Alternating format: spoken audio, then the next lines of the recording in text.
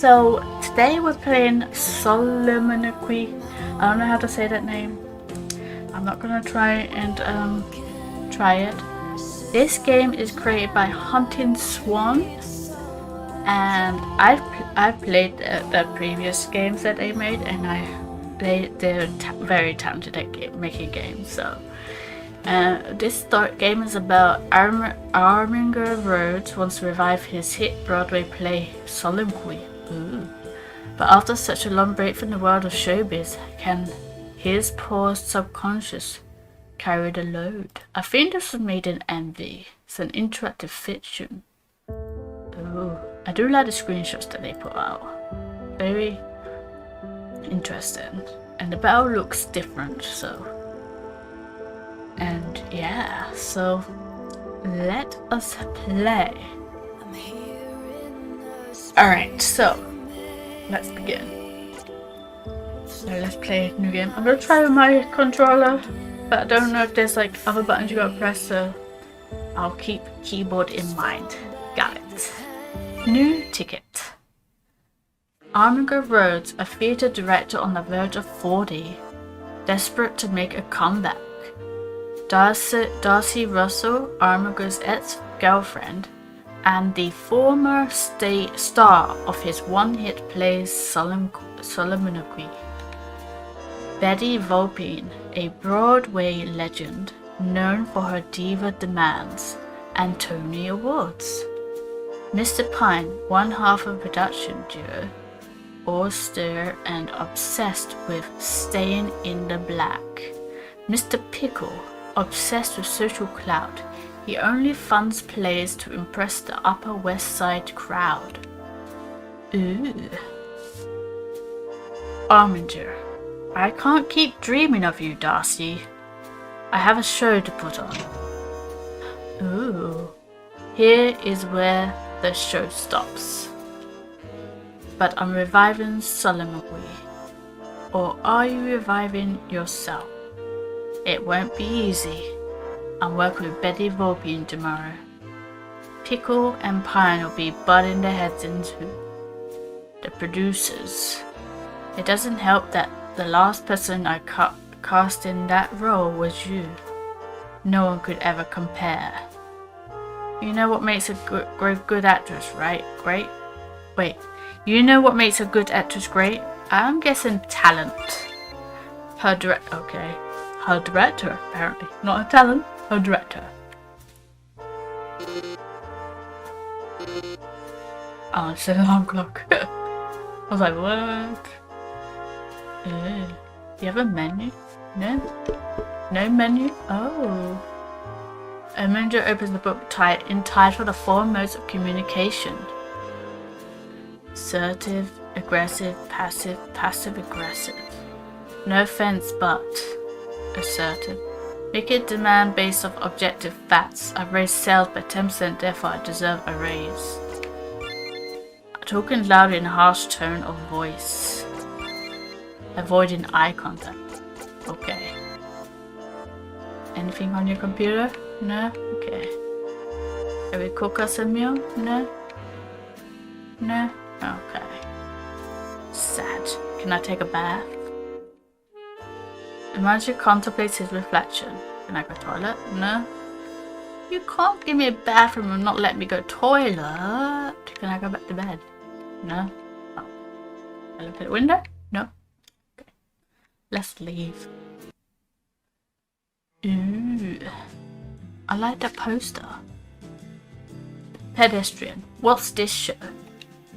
Oh, it was a big hit 15 years ago. That is until the star of the show jumped ship. She's a big star now, dating one Hollywood hunk after another. I heard rumors she went out with this director too, back in the day. What happened to him? Nothing. This was his only hit. Dredged up by it for another tiresome revival. I swear there's no originality in the theatre these days. Don't get to walk. Wicked. I don't know what the other one is. Oh, Miss Volpine is is quite a demanding diva. She made it clear she expects her own personal makeup and hairstylist to be on the payroll. Of course, we want her to look her absolute best. But now we're paying for 4 people instead of 2. I'm assuming she won't let her people work on the rest of the company. Oh, not a chance. She wouldn't want them looking as good as her now, would she? Her exorbitant salary is one thing, but this, I'll talk to her. Ooh, can I save it? No? Okay. I thought this was a mistake, but I realized it's a balcony. I like to see the mistakes, but it's just a balcony that's on top of everything. Little steps. Oh, he looks like Cloud. Oh, Mr. Rhodes, sir, I'll have this box moved in a sec. Let me help you. Try not to dawdle. Time is always of the essence in the theatre. Yes, sir. Miss Volpine, Oh, let's not be formal, dear Army. Especially when we have so many pressing matters to attend to. Case in point, this barren stage. Where did the budget go? I always put my staff first. What use is a fully dressed stage without a star of your magnitude to occupy it? How perceptive of you. I wanted to talk about some of your requests. Oh dear, you aren't going to be difficult, are you? I've had the most frightful time with directors before. You don't want our relationship to sour like that. I mean, you just came back to the business. It'd be awful to have your time cut short again. A good director needs to challenge his actors. If I'm going to get the best performance out of you, I have to speak freely. Darling, I'm sure you have many wonderful abilities, but you're working with Betty Volpine. I could step on the stage headless and still bring the house down. Though I'm sure you wouldn't want to do without my head, would you, Army sweetheart? Did she not like that? Oh, she didn't like that. Are you dissatisfied with the makeup artist I hired? You wouldn't ask an average hiker to attempt Mount Everest. Darling, the contours of my face are Everest. Beautiful by nature. Just like the mountain, your features are naturally beautiful. No makeup could enhance or detract from that. It's good to know the visuals of this play are being decided by keen eyes. Oh darling, can't you feel the buzz in the air? This room packed to the rafters, I can see it now. She liked that. If you're a team are the experts you say, then working on the other actors should be a cinch. Do you think I want free Tonys by sharing the spotlight with others? In this business, you do everything you can to stand out. I'm sure you don't want your play to get lost in the crowd, and I simply refuse to fade into the background.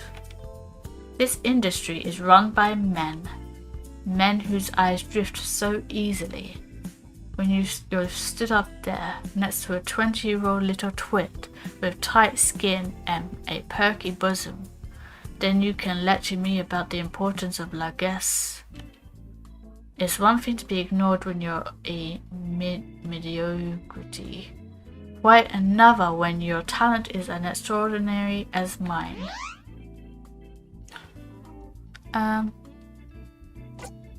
The part you're playing was originally written as a younger. You should trust in your talent more. Is this insecurity driven by the fact that your part was originally played by a much younger actress? I'm not insecure, I'm just not a fool. She did not like that. Do we really have to waste more time on this small sticking point? Surely my fabulousness makes up for any extra costs. The financial matters rest with the producers. Personally, I would agree with you, but when it comes to the production costs, I'm overruled by Pine and Pickle. But if anyone ever steps on your lines or gets in your light, come to me directly and I'll put a stop to it right away. Well, I suppose I can relent this one time.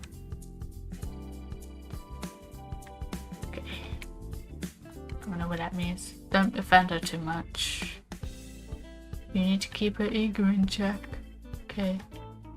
Men rarely handle me as well as you just did. What do I do now? Just stop talking. Okay. Do I just leave? Goodbye. Goodbye, sweet world. I guess I did. Guess I just had to leave. Why did you come to LA with me? I didn't have the offers you like you. And do what for a living? Nobody in Tinseltown was asking me to direct anything. The way things worked out for me, money wouldn't have been a concern. Rich or poor, the real outcome would be unchanged. I'd have a dead career and an even deader soul. It happened to me anyway, but at least you weren't around to see it. You talk like I couldn't have made a difference. No woman can save a man from himself. Enough of this trite melodrama. What does OS stand for? Betty? You surely didn't think you'd get it all in your own way. It's my play, Betty. Mine. And mine, so real. A little beauty tiptoe, ease off the nostril flare, peering into the foliage makes me want to reach for a machete. Indirect.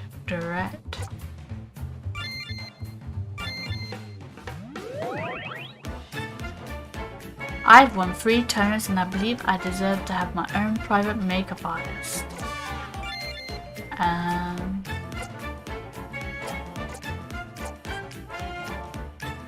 Assertive antagonist versus passive aggressive antagonist.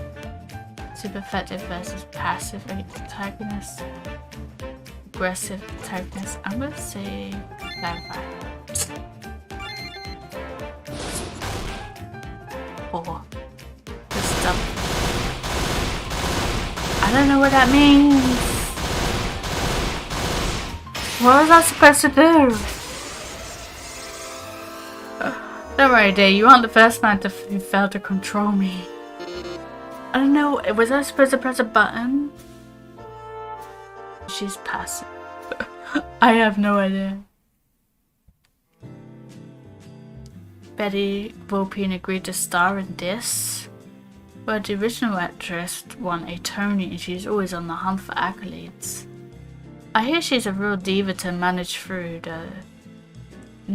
though, not for the inexperienced.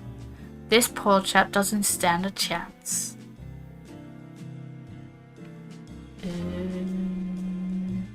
I'm not controlling it. I thought I was moving him. I wish I could save it. I don't know how. Hi. Fat and miserable would like a word with you. We have some important matters to discuss with you. Yes, be our middle ground so the production can move ahead productively. And is this about the staging? Is the show lacking a bit of the wow factor for you? The costumes are a lot more than originally estimated. Worth every penny. Cheap costumes only fall apart and end up costing more to repair. Costumes are one thing, but what about that wire work we discussed for the pivotal scene? When Betty ascends to the moon, Pioneer thinks it's a waste of money to rent equipment week on week. The audience has to be impressed. If the ending is weak, that'll sour the word of mouth. He's only worried about impressing his fancy socialite friends with a big spectacle. Everyone enjoys a spectacle, rich or poor. It will be part of the show. A set design is laughable in its simplicity, and we need a much brighter set of lights than that 3. An increase in operating costs would drain our profits in the long run. We could transfer some of the advertising budget over. Yeah. Advertising plans are up for re-evaluation. They're not. You can't disrupt a carefully orchestrated campaign on a whim. Advertising a blanket of a show makes no sense. He's right. We need to come out of the gates with a bang, not a whimper. We need more marketing in the 18 to 25 range. Mr. Wine here wants 3-time Tony winner Betty Bopin to do TikTok videos. My play speaks to all young and old. We should focus on girls. Young and old. Not all teenagers are theatrically disinterested. Besides which, if they want to come, they'll probably need a chaperone. Double the ticket sales. But it's just so tacky. This is Broadway. Broadway as in broad appeal. This isn't a play for snobs. This last request is, well, I feel uneasy even saying. We want Darcy Russell at opening night. What? Think of the column inches. And having the original star would ensure Betty gives the performance of her life. So what about it? It has to work without. If this is going to work, it has to work without. I suppose you can reach out. I don't even know if she'd take my calls. But you have her number. A million people do. When I knew her, really knew her, I was one of the few. Now she's world famous and we're just not on the same page. You have the pages of Somniloquy to bring you back together again. I hear she's newly single. That's even worse. No, I just mean I don't want her to get the wrong idea. We could have one of the secretaries call on your behalf. You wouldn't have to speak to her at all. I suppose that'd be okay. Well, that's just about everything we had on our list. He didn't like it. The old guy didn't like it. The skinny guy. But the bigger one liked it. That miserable. Okay. Your responses were adequate. Much to think about. Okay. Much to think about. So little time. Sleepy time. If the revival was a big success, will you think of me more or less? More? You certainly bring back memories of the first time around. But hopefully I'll make the second chance count. And if it does do well, then I'll know it wasn't just a fluke. You always thought Somniloquy's success was due to me. I think that's why I kept you out of my mind for so long. I didn't want to resent you, not ever.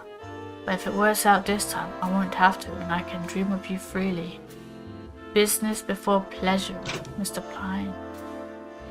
Don't waste your energy on her anyway. Once you hit the big time, you're the pick of many.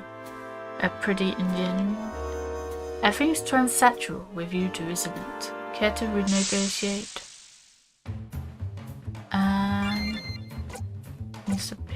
Mr. Pine. I'm going to lose this, aren't I? I like you to respect my point of view.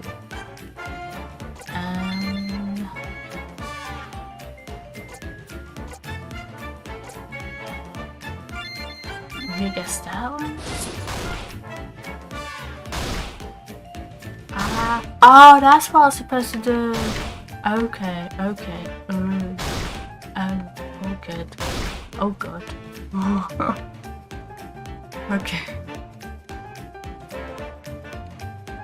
No, leave me alone.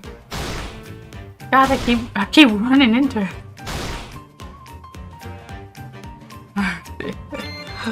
Mr. Pickle. Okay. Avoids eye contact. If only you were better managing the budget. I don't know what that one was. It was like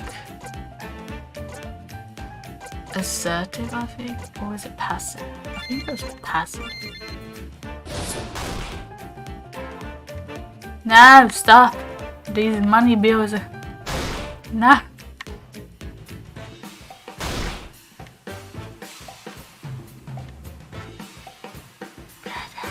Oh my god, there's books now! God damn it! They're throwing books at me!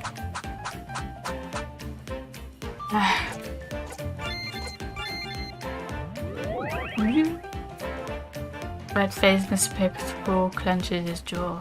Sweat opinion, but let's agree to disagree.